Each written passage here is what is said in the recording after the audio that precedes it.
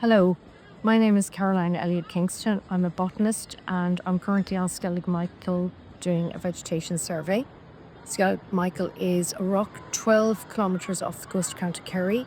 It's a World Heritage Site and it's very important for early monastic settlements and for seabird colonies.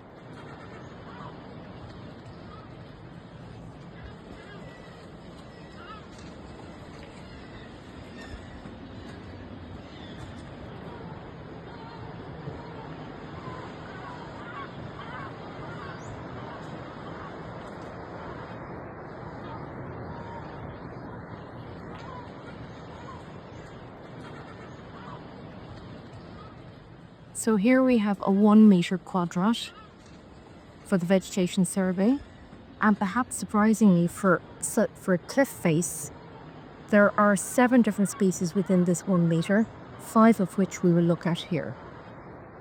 So the first species is sea mayweed, this plant here. Its leaves are cylindrical and somewhat fleshy. Its daisy-like flowers show that it's a member of the daisy or Asteraceae family. The flowers have a strong scent of chamomile, explaining its other common name of sea chamomile, and it is related to the chamomiles. The botanical name is Triplurispermum maritimum. Maritimum, of course, refers to it being a maritime plant. Triplurispermum can be broken down into tri, for tri, meaning 3, pluro meaning rib, and spermum meaning seed, explaining that the fruits of this plant, known as achenes, contain 3 ribs.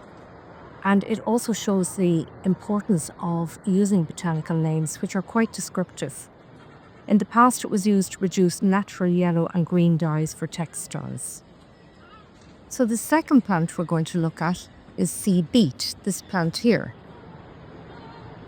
It's dark green, shiny, leathery leaves, and the individual flowers, which you can't see here, are tiny and green, and they're wind pollinated.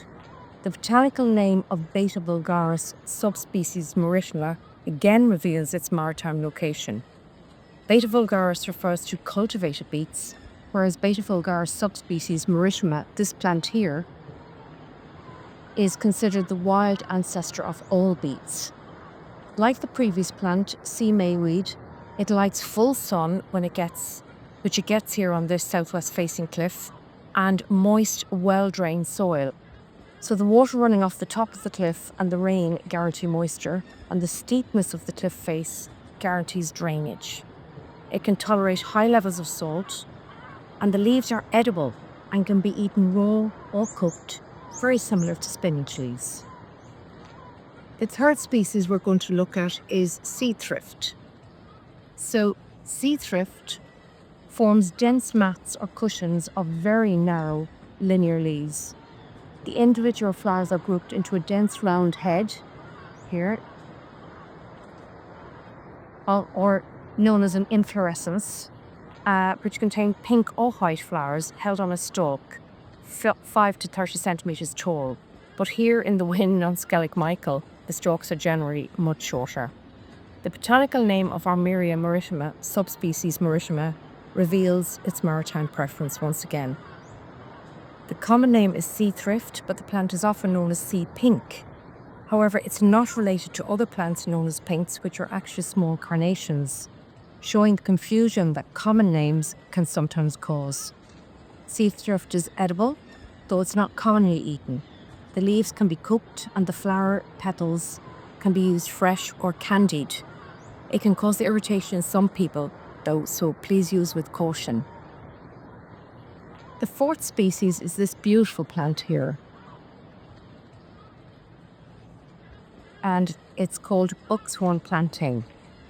The botanical name is Plantago coronopus. Coronopus comes from the Greek word for crow's foot, and the fleshy leaves are thought to resemble a bird's foot here, with its claws. However, the leaves, which grow in beautiful flat rosettes, are very variable in shape, and they can be entire and simple, or they can be toothed or evenly, deeply divided, when in that case they do resemble a crow's foot. Another common name for buckthorn plantain is Herba stella. It's grown in some countries as a leafy vegetable, known as herba stella, especially in Italy, and it's used in salads. It's quite persistent due to its ability to withstand and tolerate very heavy trampling. And the final species, the fifth species, is Chenopodium murale, this plant here. Murale refers to going on a wall, or in a wall sometimes. It has several common names, including nettle-leafed goosefoot, salt green, and soubane. The salt green name refers to the fact that the shoots, stalks, and leaves can all be eaten as greens, and the seeds are also edible. It's closely related to Chenopodium quinoa from South America, and from where we get quinoa, and Chenopodium album, native to Ireland, whose common name is fat hen, as in the past the seeds were fed to hens to fatten them. And the leaves were sold as a vegetable similar to spinach in Dublin markets up to the 18th century. Chenopodium murale is also known as fat hen in Australia, once again illustrating the difficulty of relying on common names, as the same common name can be used for different species. So the other two species which I won't discuss are this rock sea spurry, which when in flower has beautiful purple flowers, and this grass red fescue, which is quite persistent here all over the island.